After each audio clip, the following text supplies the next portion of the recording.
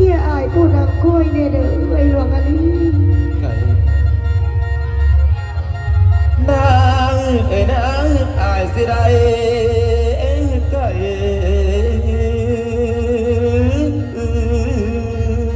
โน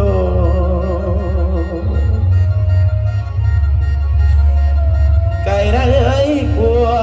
สิได้ดอกไก่ดองมีอะไรกองน้ำตาไหล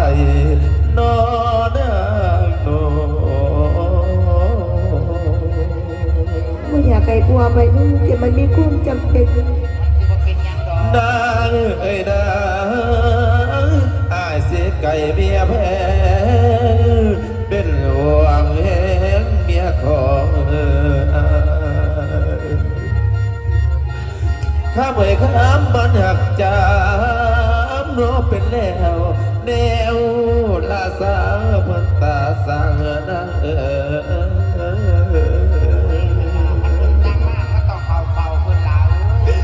นาให้เมียคอยนออยู่บาดจมคอยถ้าเป็นดีมาฝ่าไปฝ่ามาด้วยหลวงอันนี้ไก่ได้อายไก่จากเจ้าครั้งนี้นะ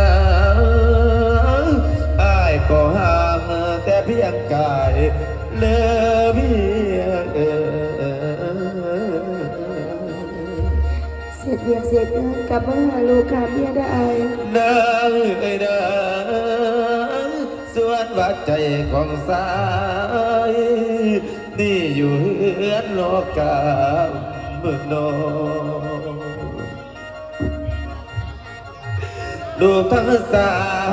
มของเอานี่ให้เบิ่งเอาเดินน้องพี่เดินน้องพี่ไก่ดางหากคือหลวงนอรอกไปสายลมแล้วเปิดบ่เป็นเดดู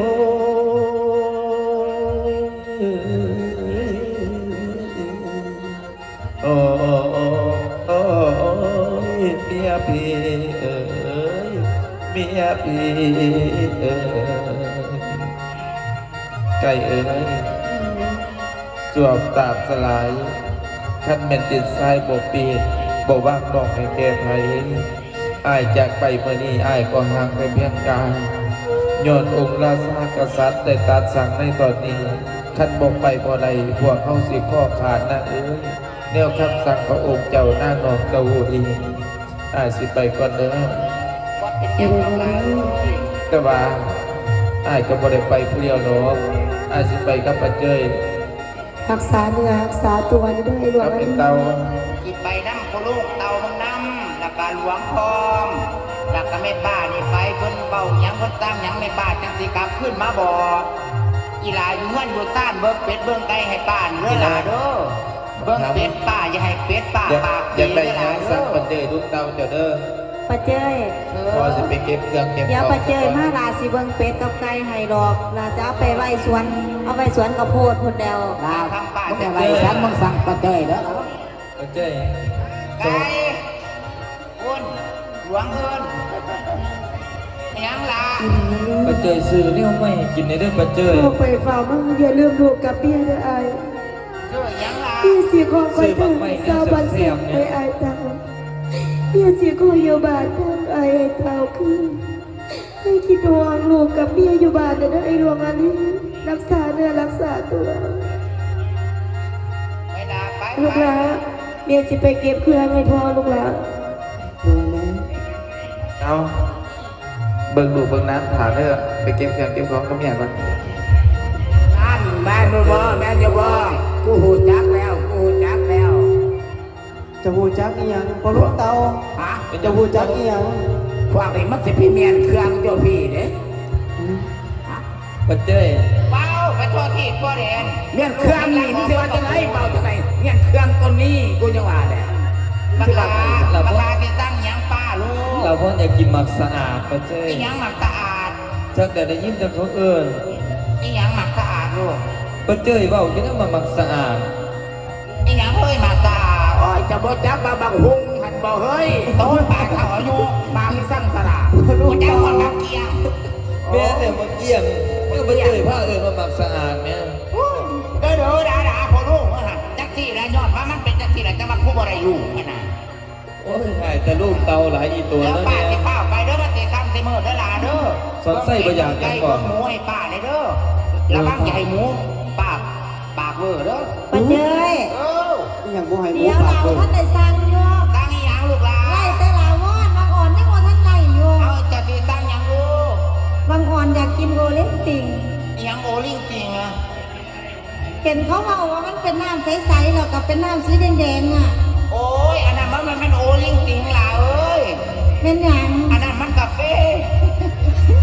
กาแฟไอลาวอน ไป ได้ยินบางอ่อนไว้เด็กไล่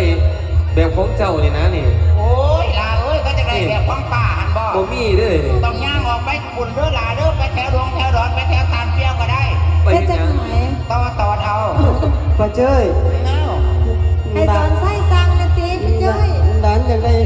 กางเกงใน ฮะ ดันอย่างไรสมสมิธ โอ้ยจะได้ทรงสลิดมันไงล่ะบ่ ให้ป้าแล้วบายมึงเนี่ยเพราะได้หู้ขนาดจกนะนะ มันไงป้าจะได้ซื้อมาให้ข้าน้อยป้าคือบ่ซื้อ มันจะให้เติบอยู่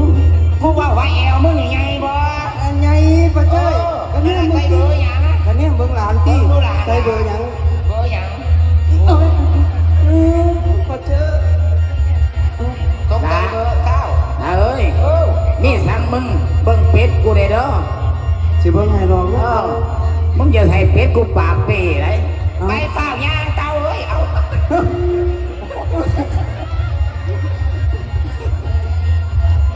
ไป ตา ย่าว อง นสอนไส้เดี๋ยวใหญ่สิไปเก็บผ้าให้ปัจเจยก่อนเด้อ ไปเฝ้า แล้วเก็บเองแล้วหรอมาเจอครับ ไปส่งปัจเจยเด้ อ๋อแล้วไปเองแล้ว เดี๋ยวก็ไปเก็บของให้พ่อกับยี่เมงก่อน จะเป็นฝ่าวแล้วเอื่อยก็ได้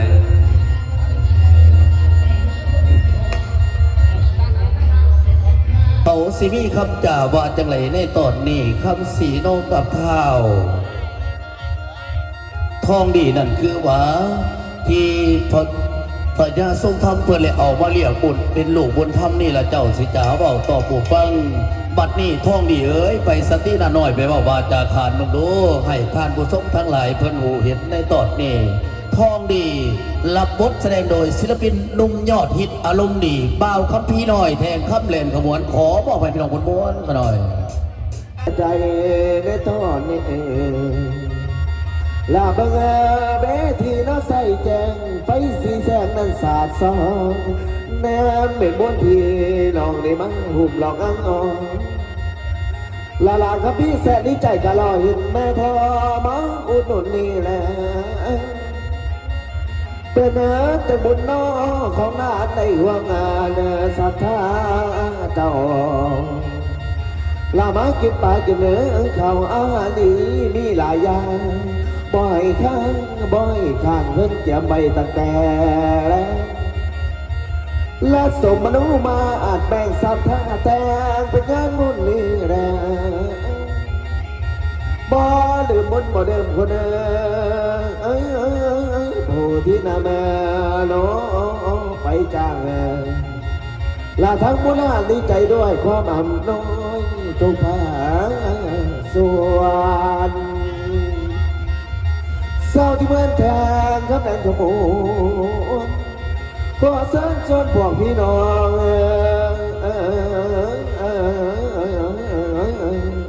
มาสิ่งไว้อย่าปล่อยวางเล็กน้องเวนาเวน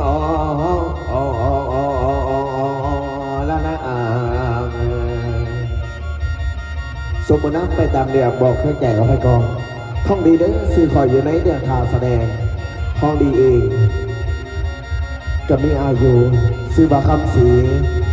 เสมีพญาลาซาเลยน้ำแต่ท่องดีกับอายมาเป็นหลวงบุญธรรมป้ามาดีสิข่าวเฝ้าเสด็จพ่อกับเสด็จแม่สักวันนั้นมาดี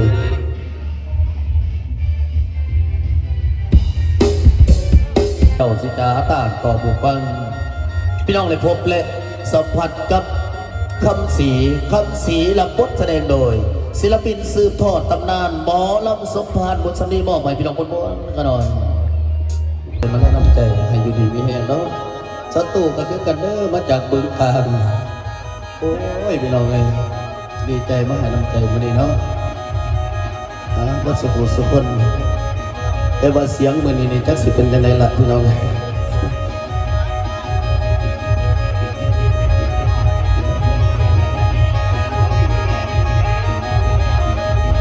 โอ้โอ้โอ้โอ้โอ้โ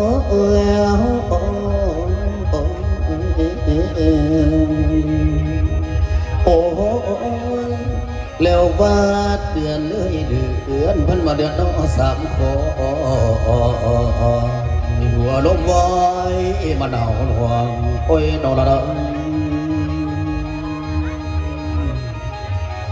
ละมาบ้าดีนางเอ้ยนางแล้วแฟนเอ้ยแฟนหนาวในสวงพี่สมพันธ์คิดหอดสู่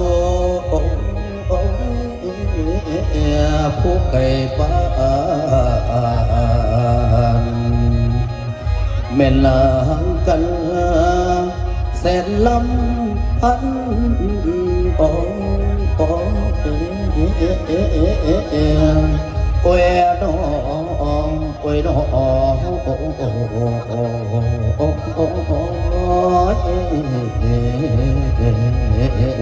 ละ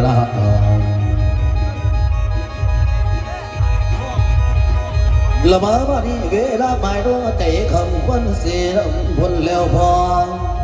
โอ้ยนี่ละน้องร้านสมพันธ์ขอน้อคุณอาจารย์ขึ้นใส่เขาย้ำสีเบาเราเคยก่อนละอีกอันหนึ่งกับทั้งบทบาทฟอนเด้อบาทฟอนในมันอ่อนน้ำจะเมื่อพ้นแล้วว่าสาธุสาธุสาธุเด้อเทวดาทุกแฝงดิดบัดอันคาถานอมละจบพระธรรมจบมากันให้มาบัดพิธีคนอาจารย์คนนี้ผู้เพิ่นเขียนเอาขีดปัดในเป็นทานบอกพี่แถวละดอกจากนั้นจังบ่แล้วน้อบ่แล้วคุณแม่ทอละนี้ละสีข้าถาพันแสนขันตัวเดดในมาพองละขอให้แฟนหูห้องบัดยามลำท่าเปิดแอนแฟนตัวแดนเท่าเหยียบไตให้เขาได้แม่นซื้นบ้านเดือแฟนเดือ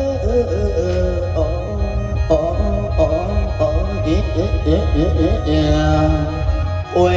น้องโอ้ยน้อง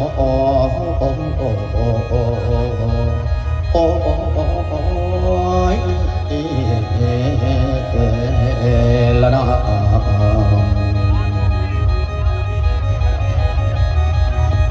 สบายดีพี่น้องขน่อยมีนามว่าคำสีน้องก็คือทองดีอยู่รวมกันในตอนนี้เป็นลูกบุญธรรมของพ่อทรงธรรมแม่เทวีเพื่อนเลยเอามาเลี้ยงเป็นคนที่ดูแลบึงแยงอยู่ในบ้านเงื่อนแล้วก็พร้อมด้วยกับดวงอาลีที่เป็นโมเรียวกันพี่น้องเดี๋ยวนี้ดวงอาลีเขาหักเอาเมียสอนนอนน้ำกันทันเป็นผู้จนมีลูกอ่อนหน่อย3 คนแล้วเกิดความท่านเอากับลูกนาดงนาอ่อนไก่อัมพรซะแล้วตั้งแต่ตอนเป็นสาวตอนเป็นเบากลับไปล้มน้ำกันอยู่ในข้าวนั้นส่วนคำสีกรรมกิจใจ